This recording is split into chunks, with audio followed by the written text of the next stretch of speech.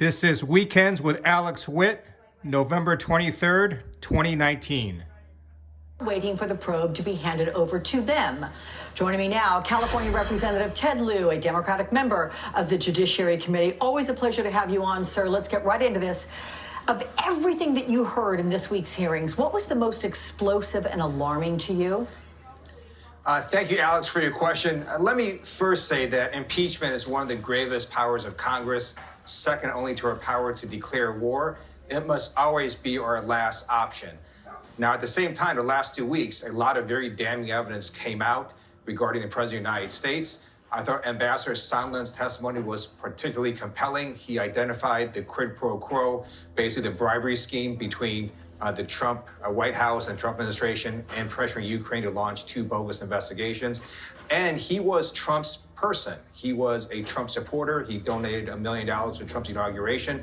For him to come in and basically tell the truth like he did, I thought was very damning for the President of the United States. Okay. Damning and compelling, 2 words you have just used, but I'm curious what has been proven in these hearings, what more needs to be proven to bring your Republican colleagues to support impeaching this president, or has the argument that, yeah, what he did was wrong, but it just doesn't rise to the level of impeachment, has that given them cover?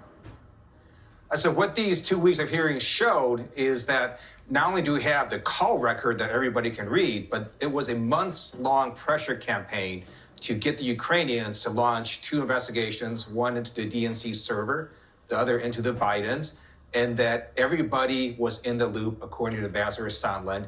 And we had U.S. diplomats essentially knowing what was happening. Some of them were trying to stop what was happening. Some were executing the White House's orders. But it's very clear that this pressure campaign was happening.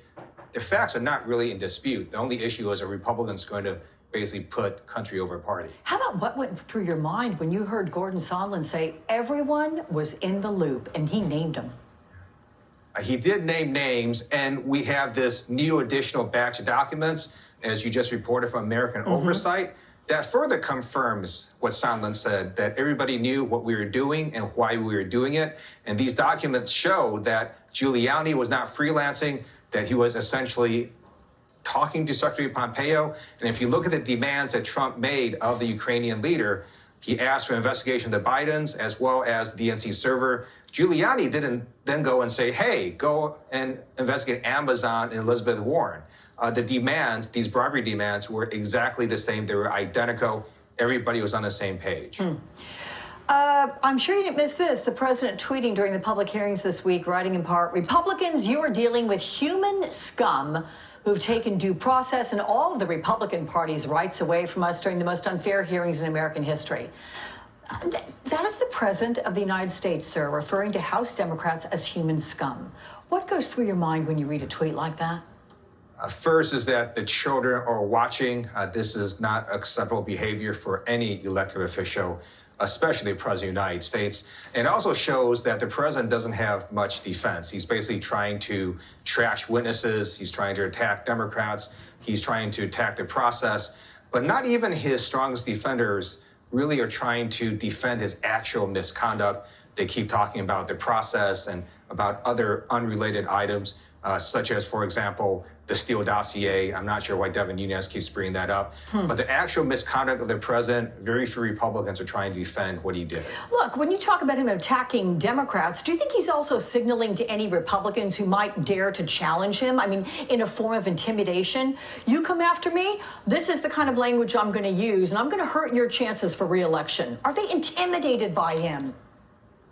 They absolutely are, and he's not just doing that to Republicans. He was in real time intimidating Ambassador Maria Yovanovitch while she was testifying. And so this has simply been the modus operandi of this president. He previously intimidated Michael Cohen by threatening action against his father-in-law, and the behavior of this president is simply unacceptable. I do note that not all Republicans think the same. So Republicans who are not elected members of Congress, they have very different views. So Peggy Noonan, the former speechwriter to Ronald Reagan, wrote an op-ed basically saying the president and his enablers really have no defense for his misconduct. Judiciary, your committee expected to hold its own public hearings. When might that happen, and what can we expect? Will there be other witnesses? So no decisions have been made as to whether or not we go down the road to formal impeachment. What's going to happen is the Intelligence Committee will write a report. Other committees of jurisdiction, such as Foreign Affairs and Oversight, could also do a report.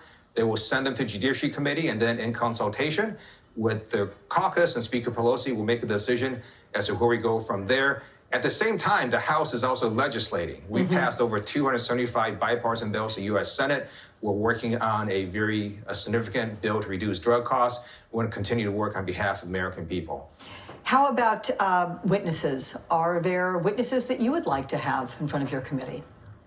I would love if Ambassador Bolton chooses to come and testify, like many of other folks in the State Department, instead of trying to sell his book. I think he has a lot of information. You know, he's intimated, or you can't quite tell what he means by the communiques that he's given in the last 24 hours. Do you think he's legit? Do you think he's going to want to testify? He certainly has information, I think, that will be relevant to this impeachment investigation. I hope he acts as a patriotic American, as many State Department officials have, and come and testify before Congress. Yeah, well, we should say that his tweet said, "Stay tuned," so I guess we're staying tuned. Ted Lieu, sir, it's always really an honor to talk with you. Thank you so much, and we'll look forward to speaking with you again. Thank you. Thank you, Alex. Let's bring in the former counsel to the Judiciary Committee during the impeachment trial of President Nixon, Michael Conway. Michael, welcome.